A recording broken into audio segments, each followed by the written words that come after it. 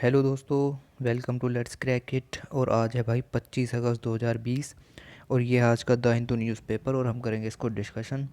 कुछ आर्टिकल्स और editorials important हैं, वन बाय वन सबको देखेंगे। और जो डेली जो आर्टिकल्स आते रहते हैं उन सबको डेली पढ़ने की ज़रूरत नहीं होती कि पूरा की पूरी न्यूज़ बनाई, उसके नोट्स बना लिए। बट आपको बस एक आइडिया पता होना चाहिए कि क्या सीरीज़ में चल रहा है, ठीक है। तो डिस्कशन स्टार्ट करते हैं। तो पहला जो डिस्कशन यहाँ पे है वो ये देखिए, ज़्यादा डीप में नहीं जाएंगे बट ठीक है, हम चीज़ों को समझते हुए चलेंगे। Supreme Court to study effect of Bhushan statement, ठीक है। Lawyer would not offer insincere apology. तो आपको पता है कि 24 अगस्त तक प्रकाश भूषण जी को माफ़ी मांगनी थी सुप्रीम कोर्ट से कि उन्होंने जो स्टेटमेंट कहे वो जो है उन गलत थे और उनको मानना पड़ेगा कि उन्होंने कुछ गलती की है। तो यहाँ पर प्रकाश भूषण जी का कल स्टेटमेंट आया। तो इन्होंने कहा कि if I retract a statement before this court that I otherwise believe to be true. इन्होंने कहा कि अगर मैं अपने स्टेटमेंटों को वापस ले लेता हूँ तो मैं सही साबित हो जाऊँगा कि मैंने जो कुछ कहा वो सही कहा। एंड अगर मैं एक एपोलॉजी यानी क्षमा मांगता हूँ तो मेरी नज़र में जो मैं खुद ही गिर जाऊँगा और ये मेरे कंसाइंस में कंटेम्प्ट माना जाएगा। यानी मेरी जो चीज़ें हैं जिसको मैं लेकर के आगे बढ़ता हूँ मेरी ही नज़र में मैं खुद गिर जाऊँगा। इसे ये कहना चाहते हैं यहाँ पर प्रकाश भूषण जी कि मैं खुद की नज़र में ही गिर जाऊँगा अगर मैंने एपोलॉजी मांगी तो। And of an institution that I hold in highest, और जहाँ पर मैं हूँ, जिस इंस्टीट्यूशन में मैं हूँ, ये उस इंस्टीट्यूशन की गरिमा पर एक ठेस पहुँचेगी अगर मैंने इस तरीके से माफ़ी मांगी तो। अब ये स्टेटमेंट आया तो जो अरुण मिश्रा जी हैं चीफ जस्टिस, उनकी 3 जज बेंच जो है उन्होंने कहा कि हम एग्जामिन करेंगे the effect of a statement filed by the advocate Prakash Bhushan that an insincere apology for state which are an expression of his bona fide beliefs would amount to contempt of my conscience and of an institution that I hold in highest। तो ये जो statement इन्होंने कहा इसकी अब examine होगी कि ये जो स्टेटमेंट है क्या इफ़ेक्ट जो है डालता है, ठीक है। क्या स्टेटमेंट सही है, क्या माफ़ी दे देनी चाहिए, ये सब बातें यहाँ पर चल रही हैं। फिर प्रकाश भूषण जी ने कहा कि my tweets represent this bona fide believe that I continue to hold, ठीक है। Public expression of these beliefs was I believe in line with my higher obligations as the citizen and a loyal officer of this court. तो ये एक advocate हैं और एक jurist भी हैं साथ ही साथ में। तो उन्होंने कहा कि ये इस पद की गरिमा को ठेस पहुंचाएगा अगर मैंने इस तरह की माफ़ी मांगी, क्योंकि मैंने शायद ही जो चीज़ें कही हैं वो सही हैं और पब्लिक के रेस्पेक्ट में बहुत कुछ भी किया है। Therefore an apology for expression of these beliefs. तो अगर मैंने जो अपने विश्वास है, यकीन है, उनकी क्षमा मांगी, उनके जो जैसा मैं सोचता था और मैंने जो एक्सप्रेस किया, अगर मैंने उन चीज़ों पर क्षमा मांगी, कंडीशनल और अनकंडीशनल, चाहे कंडीशनल हो चाहे अनकंडीशनल, वुड बी इनसिंसियर, तो वो अच्छी नहीं होगी, ठीक है। तो ये बात इन्होंने यहाँ पर कही कि अगर मैं अपने स्टेटमेंट्स को वापस ले लेता हूँ तो ये बातें सही सिद्ध हो जाएंगी कि मैंने जो कहा वो सही था। और अगर मैं एक इनसिंसियर एपोलॉजी जो है वो मांगता हूँ तो ये मेरी नज़रों में और जिस पद पर मैं हूँ उसकी गरिमा को, दोनों को ठेस पहुँचाता है। तो ये इतनी सी बात यहाँ पर कही गई और ये रोज़ के रोज़ ये इस तरह के आर्टिकल्स आ रहे हैं। आपको सिर्फ देखना, आगे बढ़ना है। नो क्वेश्चन, यहाँ से कोई क्वेश्चन नहीं बन सकता, ठीक है। आगे चलते हैं। ओके, तो या हेयर एडिटोरियल पेज, और पहले इधर आ जाते हैं बैक एंड फोर्थ। अब ये जो है पाकिस्तान को FATF ओब्लिगेशंस फुल करनी चाहिए और कई साल हो गए पाकिस्तान FATF लिस्ट में, कभी ब्लैक लिस्ट हो जाता है, कभी ग्रे लिस्ट हो जाता है, तो यही चलता रह रहा है इसमें। अब इसमें क्या हुआ इसको देख लेते हैं। देखिए सॉरी 10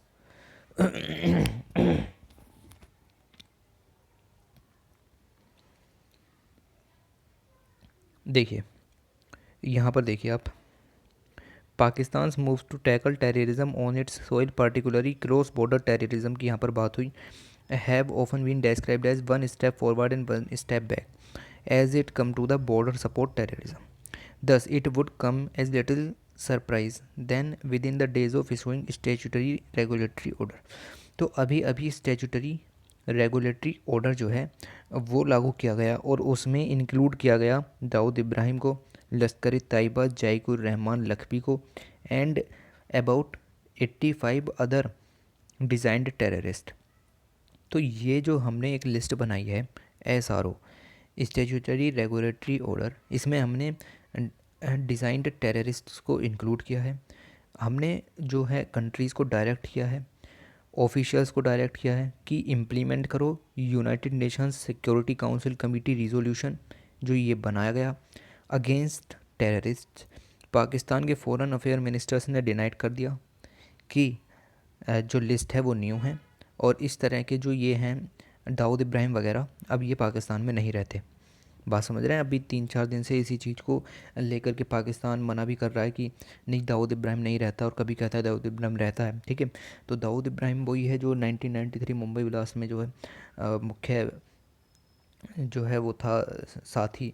ठीक है, तो यहाँ पर यही लिखा है कि पाकिस्तान को जो फुलफ़िल करनी चाहिए FATF ऑब्लिगेशंस, यानी कि जो हमने ये बनाया है SRO इसको मानो, टेररिस्ट पर जो है शिकंजा कसो। ठीक है, अब इसमें और कुछ जानने की ज़रूरत नहीं है।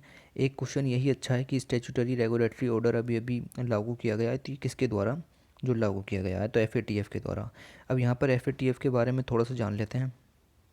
फाइनेंशियल एक्शन टास्क फोर्स इसका पूरा नाम है। ठीक है, 1989 में ये जो है बनी थी और इसमें जब तक टेररिज्म इंक्लूड नहीं था। फिर 9/11 US में अटैक हुआ, उसके बाद 2001 में इसमें टेररिज्म को जो इंक्लूड कर लिया गया। अच्छा, इसका हेड क्वार्टर जो है वो पेरिस में। ठीक है, इसका हेड क्वार्टर जो है वो पेरिस में। इसमें जो कंट्रीज़ इंक्लूड हैं वो है 39 टिल डेट। ठीक है, टुडे 39 कंट्रीज़ हैं। ठीक है, इसके बारे में और कुछ जानना ज़रूरी नहीं है। ठीक है, बहुत सारी कंट्रीज़ हैं जो इसमें ब्लैक लिस्ट और ग्रे लिस्ट हैं, उनके नाम नहीं पूछे जाएंगे। ओके, तो ये आपका ये वाला आर्टिकल हो गया, इसमें और भी कुछ जानने की ज़रूरत नहीं है। ठीक है, आगे ये आर्टिकल इम्पोर्टेंट है। India does need a fiscal council. अभी 1-1.5 महीने पहले भी इस तरह का आर्टिकल आया था कि why India needs a fiscal council. अगर आपने पढ़ा हो तो अच्छी बात है। अब इस आर्टिकल को हम थोरली देखेंगे। ठीक है, तो सबसे पहले देखें कि सिचुएशन क्या है। कोरोना वायरस के कारण जो है सिचुएशन और ख़राब हो गई। तो यहाँ पर देखिए कैग की जो controller and auditor controller general of accounts जो कमेटी होती है उसने फिस्कल डेफिसिट 2019-20 के लिए 4.6% कैलकुलेट किया कि जो हमारा फिस्कल डेफिसिट है वो 4.6% है, यानी कि 0.8% higher than the revised estimate. हमने माना था कि वो जो 3.8 बैठेगा, लेकिन वो बैठा जो 4.6% जो हमारा फिस्कल डेफिसिट है for the current year even without additional fiscal. अगर हमने फिस्कल स्टिमुलस ना देते तो डेफिसिट 7% होता GDP का, लेकिन हमने स्टिमुलस दिया तब भी हमारा 3.5% एस्टीमेट था बजट में। ठीक है, due to sharp decline in revenue, और रिवेन्यू भी हमारा जो कम हुआ उसके दौरान। ठीक है, अब यहाँ पर देखिए क्यों तुम्हें फिस्कल काउंसिल की ज़रूरत पड़ी, क्या ज़रूरत है फिस्कल काउंसिल की। बिसाइड्स लार्ज डेफिसिट्स एंड डेप्ट। ठीक है, आपके डेफिसिट से 4% 7% तक जा रहे हैं और उधारी भी काफ़ी है, डेप्ट है। There are questions of comprehensiveness. तो यहाँ पर जो क्वेश्चंस पैदा होते हैं कि ट्रांसपेरेंसी और अकाउंटेबिलिटी इन द बजट्स, पैसा कितना है, कहाँ जा रहा है, क्यों दिया जा रहा है, उन सब चीज़ों पर भी लगाम कसने की ज़रूरत है। The practice of repeated postponement of target. आप टारगेट्स को भी आगे पीछे करते हो कि नहीं हमें फिजिकल जो डेफिसिट है वो 2% करना है, आपसे नहीं होता तो आपने कहा अगले साल करेंगे। तो इस तरीके के टारगेट्स आगे पीछे करना। Timely non settlement of bill payments, जो आपकी उधारी है उनको भी ना चुकता करना टाइम से। And off budgetary financial to show lower deficits. आप बाहर से ज़्यादा उधारी कर लो और अपने डेफिसिट्स को दिखा दो कि भाई देखो डेफिसिट 1% आया है ना। इस तरह के काम करना ये सब जो है कॉमन हो चुके हैं अब। ठीक है, हर बार हर बजट में यही सब हो रहा है। The report of the CAG of India in 2018 on the responsive on the compliance of the FRBM Act of 2016-17 highlights various obfuscations done to keep the liabilities hidden।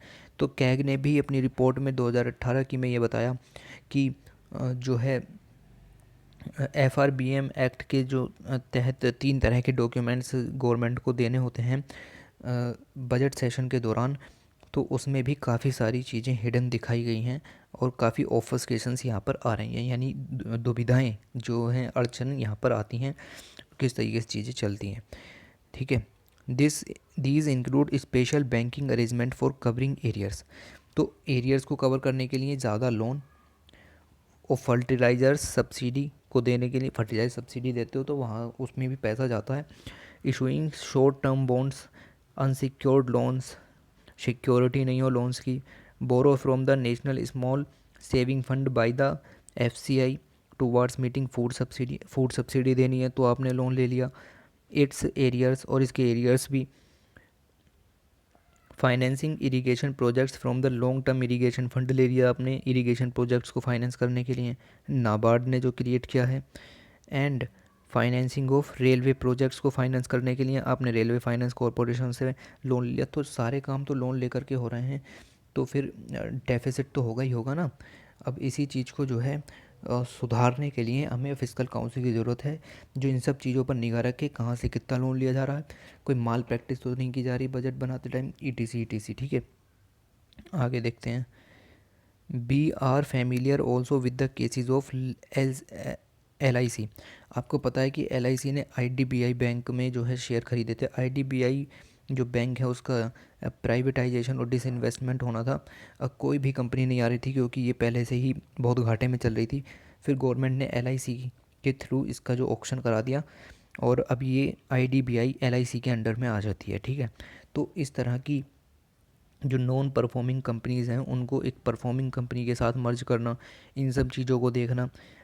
Power finance corporation ने खरीद लिया rural electrification corporation को। ठीक है, तो इन सब चीज़ों में जो कितना डिसइन्वेस्टमेंट प्राइस आया और कितना मनी जो यहाँ से रेमिट हुआ, उन सब चीज़ों पर निगाह रखने के लिए फिस्कल काउंसिल की जो है ज़रूरत पड़ती है। ठीक है, अभी क्या रोल है फिस्कल काउंसिल का वो सब आगे आएगा।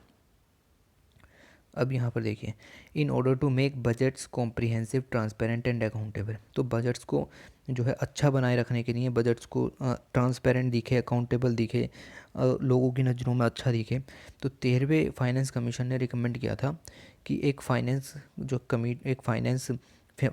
काउंसिल बना दी जाए, appointed by the minister of finance. ठीक है, और फाइनेंशियल काउंसिल बना दी जाए, conduct an annual independent public review of FRBM compliance.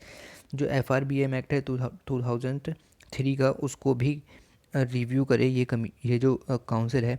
Introducing a review of physical impact of policies, और जो पॉलिसीज़ हैं, जो डिसीजन लिए जाते हैं FRBM एक्ट के थ्रू, उन पर भी ये फिजिकल काउंसिल जो है निगाह रखें। The FRBM review committee too made a similar recommendation underlining the need of an independent review by the finance. तो यही है चीज़ें कि जो FRBM एक्ट है उस पर रिव्यू जो है रखा जाए, उसकी जो कमेटी है उसको भी एक सिमिलर रिकमेंडेशंस के साथ फाइनेंस काउंसिल के साथ जोड़ा जाए और अकाउंटेबल बनाए रखा जाए बजट सेशंस वगैरह को। ठीक है, अब प्रॉब्लम है, the problem is that a council created by the finance ministry and reporting it to be independent. तो अब प्रॉब्लम यह है कि ऐसी अगर कोई फिजिकल काउंसिल बनाई जाएगी तो उसको इंडिपेंडेंट रखना बहुत ही ज़रूरी है, क्योंकि वो सब कुछ देखेगी, अकाउंटेबल और ट्रांसपेरेंट। गवर्नेंस में हर चीज़ इंडिपेंडेंट होनी चाहिए पॉलिटिकल इंटरफेरेंस से। तो 14वें फाइनेंस कमीशन ने भी रिकमेंड किया था कि एक इंडिपेंडेंट फिजिकल काउंसिल होनी चाहिए, which should be appointed by and reported to parliament by inserting news. तो FRBM एक्ट में एक नया सेक्शन जोड़ो, इंडिपेंडेंट, तो यहाँ पर एक नया वर्ड आता है IFC, इंडिपेंडेंट फिजिकल काउंसिल या इंडिपेंडेंट फिजिकल इंस्टीट्यूशन, IFI, यहाँ पर 14वें फाइनेंस कमीशन ने बनाने की बात कही थी। ठीक है, फॉर्मर डेप्यूटी गवर्नर जो हैं विरल आचार्य, उन्होंने जो बुक पब्लिश की उनकी अभी अभी आई थी, quest for restoring financial stability in India, इसमें भी बताया गया कि कितनी ज़्यादा ज़रूरत है एक बाई पार्टीसन और इंडिपेंडेंट फिजिकल काउंसिल की। ठीक है, अब यहाँ पर एक इंट्रोडक्शनरी जो है डेफिनेशन लिखी हुई है, a fiscal council is an independent fiscal institution with a mandate to promote stable and sustainable public finance. A fiscal council जो है वो एक उसका मैंडेट होता है टू प्रमोट स्टेबल, याद रखें, stable and sustainable public finance. ठीक है, तो एक सस्टेनेबल पब्लिक फाइनेंस को बनाए रखने में ये मदद जो है यहाँ पर करती है। यहाँ देखिए इसके जो काम है वो क्या क्या है। फर्स्टली एन अनवायस्ड रिपोर्ट, जब पॉलिटिकल इंटरफेरेंस नहीं होगा तो रिपोर्ट भी अनवायस्ड होगी। और to parliament helps to raise the level of debate, debates ज़्यादा होंगे कि ये पैसा क्यों खर्च किया, ये कहाँ गया, वो कहाँ गया। And brings in greater transparency and accountability भी आएगी जब इस तरह के क्वेश्चन पुट किए जाएंगे। Secondly, hosting of various policies and programs can help to promote transparency over the political cycles to discourage populist shift in fiscal policy to improve accountability। ठीक है, तो सिंपल सी बात कही गई है, जब जो भी पैसा पॉलिसीज़ के थ्रू दिया जाएगा वो ग्राउंड लेवल तक भी पहुंचेगा अगर ट्रांसपेरेंसी होगी। ठीक है, और पॉपुलिस्ट शिफ्ट को ये हटाएगा रास्ते से, ट्रांसपेरेंसी इसमें आएगी। तीसरा क्या है, साइंटिफिक एस्टीमेट होगा, क्योंकि बहुत सारे सोर्सेज से इन सब चीज़ों का पता लगाया जाएगा। Of the cost of programmes, जो आपने प्रोग्राम चलाए उनकी कॉस्ट का जो साइंटिफिक एस्टीमेट होगा। And assessment of forecast could help in raising awareness, तो यहाँ पर लोगों के बीच अवेयरनेस भी आएगी और फोरकास्ट जो होंगे उनका असेसमेंट या मूल्यांकन भी होगा about their physical implications and make people understand the nature of budgetary, और लोगों को भी समझ में आएगा कि बजट में क्या क्या चीज़ें किस तरीके से दी गई थी और उनका पैसा किस तरीके से अलॉट जो है होगा। Finally the council will work as a conscience keeper. ठीक है, तो वो ये देखेगी कि किस तरीके से काम हो रहा है। इन मॉनिटरिंग रूल बेस्ड पॉलिसी, क्या रूल ऑफ लॉ के हिसाब से काम हो रहा है। एंड इन रेजिंग अवेयरनेस, और वो अवेयरनेस जो है उसका भी काम करेगी। अब यहाँ पर इंट्रोडक्शन के नीचे लिखने के लिए कुछ पॉइंट यहाँ पर दिया हुआ है। अब तक जो 36 कंट्रीज़ हैं वहाँ पर IFIs यानी कि इंडिपेंडेंट फिजिकल इंस्टीट्यूशंस वहाँ पर हैं, जो फिजिकल काउंसिल्स वाले होते हैं IMF के हिसाब से, और अभी और भी बन रहे हैं। अब जो मोस्ट ऑफ द IFIs हैं वो डेवलप्ड कंट्रीज़ में हैं। Emerging economies have to show grown, तो यहाँ देखने को मिला है डेवलप्ड कंट्रीज़ में भी कि जो इकोनॉमिक कंडीशंस हैं वो अच्छे से हो रही हैं फिजिकल काउंसिल जहाँ पर है वहाँ पर। तो ये एक पॉइंट है कि इंडिया में ये होना चाहिए, क्योंकि और देशों में है तो वहाँ पर फिजिकल काउंसिल्स जो है उनकी स्थिति सुधरी है। ठीक है, इकोनॉमिक कंडीशंस सही हुई हैं। ऑल्दो इनका जो कॉमन एजेंडा है वो है वॉचडॉग निगाह रखना हर काम पर। There is considerable diversity in their structure and functions, तो इनके फंक्शंस में काफ़ी ज़्यादा जो डाइवर्सिटी है फंक्शंस में, कई जो इंस्टीट्यूशंस हैं उनके मेंबर्स इसमें इंक्लूड होंगे, जैसे RBI के, स्टेट फाइनेंस कमीशंस के, और जो आपकी फाइनेंस मिनिस्ट्री है उसके member. The important task of these include अब देखिए यहाँ पर ये लाइन कितनी अच्छी दी है कि जो इम्पोर्टेंट टास्क हैं वो क्या हैं। Independent analysis, review and monitoring and evaluating governments policies and programmes, developing and reviewing macro economic budgetary projections, costing of budget and policy proposals. तो सारे अच्छे काम। Presenting public policy makers with alternative policy. ठीक है, over the years monitoring compliance with physical rules and costing policy programmes have become major task of these councils. तो अब कुछ सालों में इनका जो काम है वो ये भी हो गया है कि कॉस्टिंग को भी ये देखती हैं कि पॉलिसी और प्रोग्राम के लिए कितना पैसा दिया गया है। तो OECD जो मेंबर्स हैं, ठीक है, इन्होंने 2013 में डॉक्यूमेंट दिया था, उसमें लिखा था कि एक सक्सेसफुल जो फिजिकल काउंसिल है उसके लिए क्या क्या प्रिंसिपल्स इंपॉर्टेंट हैं, और 9 ब्रॉड हेड्स इन्होंने दिए थे। जैसे लोकल ओनरशिप होनी बहुत ज़रूरी है, यानी कि ग्राउंड लेवल पर वर्क होना चाहिए, और पावर का जो डिसेंट्रलाइजेशन होना चाहिए। Independence and non partisanship mandate, resources, relationship with legislature, ठीक है, access to information, transparency, communication. तो अच्छी अच्छी बातें यहाँ पर इन्होंने बताई कि एक सक्सेसफुल फिजिकल काउंसिल चाहिए तो क्या क्या यहाँ पर होना चाहिए। ठीक है, यहाँ पर ये सब बताया गया कि अकाउंटेबल काउंसिल्स तक इस तरीके से बात पहुँचेगी। ठीक है, अब ये कितनी इफ़ेक्टिव हैं। अगर हम इंडिया में IFI और IFC जो बनाएं तो ये कितनी इफ़ेक्टिव होंगी, तो यहाँ पर दिखा गया है existence of IFIs is associated with strong primary balances countries with IFIs tends to have more accurate macro economic budgetary forecast. ठीक है, मैक्रो इकोनॉमिक बजटरी फोरकास्ट यहाँ पर देखने को मिलते हैं। पब्लिक अवेयरनेस ये बढ़ाती हैं, पब्लिक डिबेट ये जनरेट कर, पब्लिक डिबेट बढ़ेगी तो 100% अकाउंटेबिलिटी एंड जो ट्रांसपेरेंसी है वो सिस्टम में आएगी, क्योंकि जब आप क्वेश्चन पूछेंगे तो आपको आंसर भी मिलेगा, और अगर आपको आंसर सही नहीं मिला तो वहीं पर आप जो है गवर्नमेंट को ट्रांसपेरेंट और अकाउंटेबल ठहरा सकते हैं। ठीक है, अब कुछ केस स्टडीज़ जो और कंट्रीज़ में हुई हैं, जैसे बेल्जियम, चिली, यूके, यहाँ पर सिग्निफिकेंट जो इम्प्रूवमेंट दिखाया गया है फिजिकल परफॉर्मेंस में, और पॉलिसीज़ वगैरह का अच्छे से इम्प्लीमेंटेशन यहाँ पर दिखाया गया है। ठीक है, जो केस स्टडीज़ के अंदर, in Belgium the government is legally required, तो गवर्नमेंट जो है लीगली रिक्वायर्ड है कि वो पहले फिजिकल काउंसिल की बात सुनेगी, उसके बाद ही बजट बनाया जाएगा। फिजिकल काउंसिल बताएंगे कि ग्राउंड लेवल पर क्या सिचुएशन है और किस तरीके से कौन से कदम उठाए जाने चाहिए, जिसके आधार पर ही ये सब डिसाइड किया जाएगा। तो यहाँ पर ये लीगली बना दिया गया है, अगर आपने नहीं मानी तो इसके लिए एक सज़ा भी हो सकती है। तो in Chile the existence of two independent body on trend GDP and reference copper price has greatly helped in improve budget. तो सिमिलरली यहाँ पर टू इंडिपेंडेंट बॉडीज़ यहाँ पर बनी हुई हैं चिली के अंदर। ठीक है, तो चिली में 2 इंडिपेंडेंट बॉडीज़ हैं और अच्छे से वर्क हो रहा है। In UK the office of budget responsibility, इस तरह का एक ऑफिस है जो इंडिपेंडेंटली फिजिकल काउंसिल की तरह वर्क करता है। ठीक है, यहाँ पर देखिए,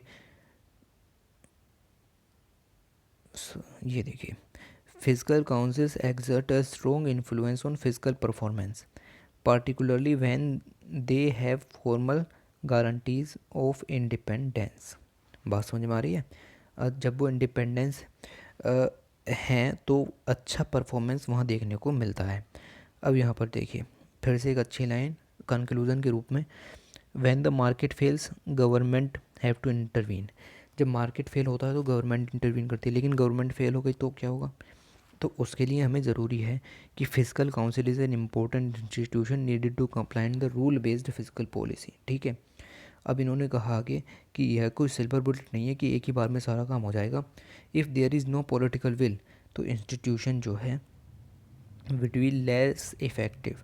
अगर यहाँ पर पॉलिटिकल विल हुई तो अगर लोगों ने अगर पॉलिटिकल पार्टीज़ ने चाहा कि ये एक अच्छी जो काउंसिल के रूप में बनकर के नहीं उभरे, तो ये एक बहुत ही अच्छी इफ़ेक्टिव जो है सिचुएशन होगी और एक अच्छा जो इंस्टीट्यूशन क्रिएट होगा। And there is political will, there is no need for such institution. और अगर पॉलिटिकल विल है तो ऐसी इंस्टीट्यूशन की ज़रूरत ही नहीं है, और अगर पॉलिटिकल विल नहीं है तो फिर ऐसा इंस्टीट्यूशन काम करेगा ही नहीं है। तो ये इंडिया की सिनेरियो यहाँ पर बताया गया है, तो यही इस आर्टिकल में डिस्कस किया गया था।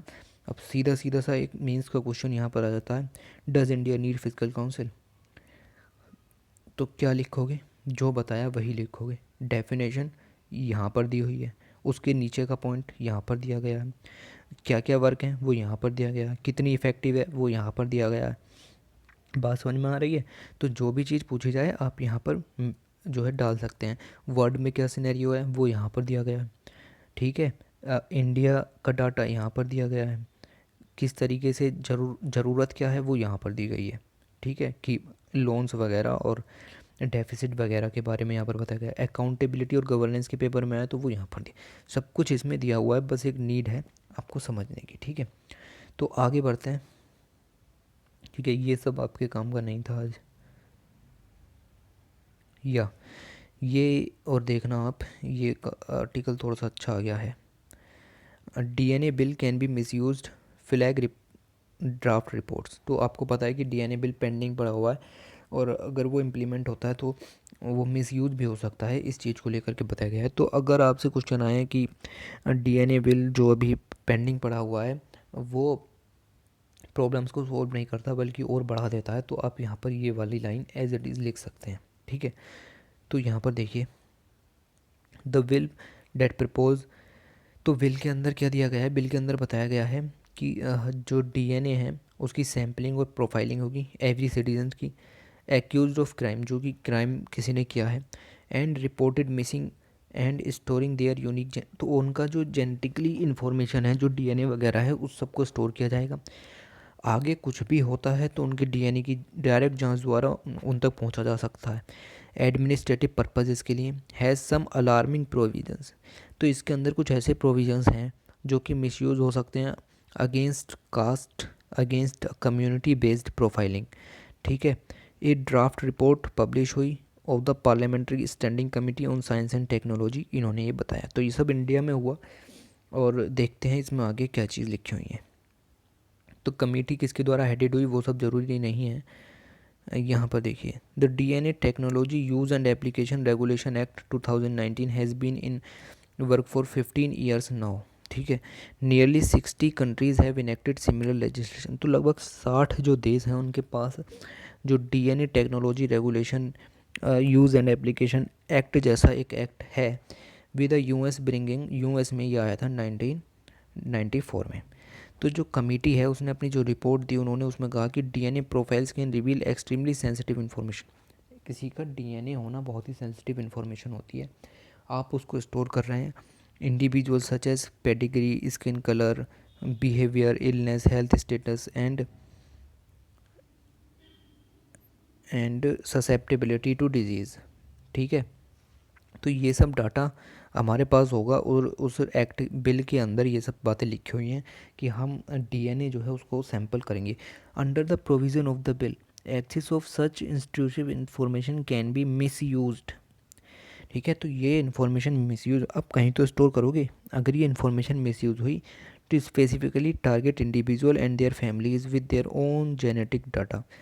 This is particularly worrying that it could even be used incorrectly link a particular community या कास्ट के जो रिकॉर्ड्स हैं उन पर भी ये मिसयूज़ की जा सकती है। तो यहाँ पर इसका एक मिसयूज माना कि जो है इसका जो ये ड्रॉबैक है ये बहुत ही हार्ड नहीं है, लेकिन फिर भी इस तरह की चीज़ें यहाँ पर देखने को मिल रही है कि पार्लियामेंट्री स्टैंडिंग कमेटी खुद इन बातों को बता रही है। The bill proposes to store DNA profiles, तो बिल ने प्रपोज किया है कि हम स्टोर करेंगे डीएनए प्रोफाइल्स ऑफ सस्पेक्ट्स की, अंडर ट्रायल्स की, विक्टिम्स की, देयर रिलेटिव्स की, फॉर फ्यूचर इन्वेस्टिगेशन के लिए कि एकदम डीएनए प्रोफाइलिंग करी और पता चलेगा कि है ये एक्यूज्ड है, ठीक है। While there is a good case of a DNA database of convicts, अच्छी बात है कि आप इस तरह का डाटा रखेंगे। सो दैट रिपीटेड ऑफेंडर्स में भी इजीली, जो रिपीटेड ऑफेंडर्स हैं जो बार बार क्राइम करते हैं वो एकदम जो हैं जल्द इससे पकड़े जा सकें। देयर इज़ नो लीगल और moral jurisdiction for a database with DNA of the other categories, ठीक है, as noted above, given the high potential for misuse। तो वही है, अगर इन सब का डाटा स्टोर होगा तो जो जगह होगी वो भी हाईली ससेप्टेबल होगी फॉर फ्रॉड, ठीक है, और मिसयूज़ का वहाँ पर ज़्यादा चांस हो जाता है। बिल जो कहता है वो कहता है कि if a person is arrested for an offence, जो ड्राफ्ट बिल अभी पेंडिंग पड़ा हुआ है वो कहता है कि अगर एक पर्सन है और वो एक्यूज़ है किसी ऑफेंस के लिए और उसे 7 साल से ज़्यादा की सज़ा दी गई है, इन्वेस्टिगेशन अथॉरिटीज़ को उसका कंसेंट लेना ज़रूरी है, वो भी रिटन में कंसेंट लेना ज़रूरी है कि हम आपका डीएनए स्टोर करेंगे। बात समझ में आ रही है? बिफोर द डीएनए सैंपल, तो अगर 7 साल से ज़्यादा की सज़ा मिली है तो आपको पर्सन का कंसेंट लेने की ज़रूरत है कि हम आपका डीएनए सैंपल स्टोर करेंगे। The bill refers to consent in several provision, अब इसके लिए भी कुछ ही प्रोविज़न्स हैं कि किन सिचुएशंस में बिल जो है लिया जाएगा। But in each of those, पर हर एक केस में magistrate can easily override consent, तो मजिस्ट्रेट ईजीली ओवरराइड कर सकता है कंसेंट को, मना कर सकता है, उसमें कुछ इस तरीके से फेरबदल कर सकता है, thereby in effect making consent perfunctory. तो ये जो कंसेंट वाला जो आपने प्रोविज़न डाला है ये आपका ख़त्म समझो, क्योंकि इस तरीके की चीज़ें यहाँ पर काम नहीं करेंगी। There is also no guideline in the bill on the ground and reasons when the magistrate can override consent which could become a fatal flaw. तो बात समझ में आई कि किस तरह से ये बिल मिसयूज़ हो सकता है और कुछ प्रोविजंस इसके इनफेक्टिव हैं क्योंकि मजिस्ट्रेट के पास काफ़ी ज़्यादा पावर्स होती हैं और वो इस तरह की जो कंसेंट पावर्स हैं जो बिल के अंदर लिखी हुई हैं उनको ओवरराइड कर सकता है। तो यहाँ पर कम से कम 2 से 3 जो ड्रॉबैक यहाँ पर दिए गए हैं बिल के, अगर आप सिर्फ इसी पैसेज को पढ़ करके पेपर में चले जाते हैं तब भी आप अपना 150 और 200 वर्ड्स का जो आंसर लिख सकते हैं। ठीक है, यहाँ पर यही बताया गया है। आगे चलते हैं, देखते हैं और कौन कौन से आर्टिकल जो हैं इम्पोर्टेंट हैं। या ये देख लीजिएगा, यूपीएससी में तो नहीं आएगा, पर India's longest passenger ropeway across a river unbuilt in Guwahati. तो इंडिया का सबसे बड़ा यानी कि सबसे लंबा लॉन्गेस्ट पैसेंजर रोपवे गुवाहाटी यानी असम में बना है। ठीक है, 1.82 किलोमीटर का है। ठीक है, बाई केबल रोप है, उस सब चीज़ों की ज़रूरत नहीं है। आगे चलते हैं, या इसमें बस इतना ही होना चाहिए। ओके, तो this is your the Hindu analysis of two days. ठीक है, ये वाला आर्टिकल काफ़ी ज़्यादा इंपॉर्टेंट है, डायरेक्ट क्वेश्चन यहाँ से बन सकता है। FATF के बारे में मैंने आपको बता ही दिया है। ठीक है, और इसमें और ज़्यादा जानने की ज़रूरत नहीं है। आज के न्यूज़पेपर का एनालिसिस यहीं ख़त्म करते हैं और पढ़ाई चालू रखिए भाई। ठीक है, चलिए फिर चलते हैं।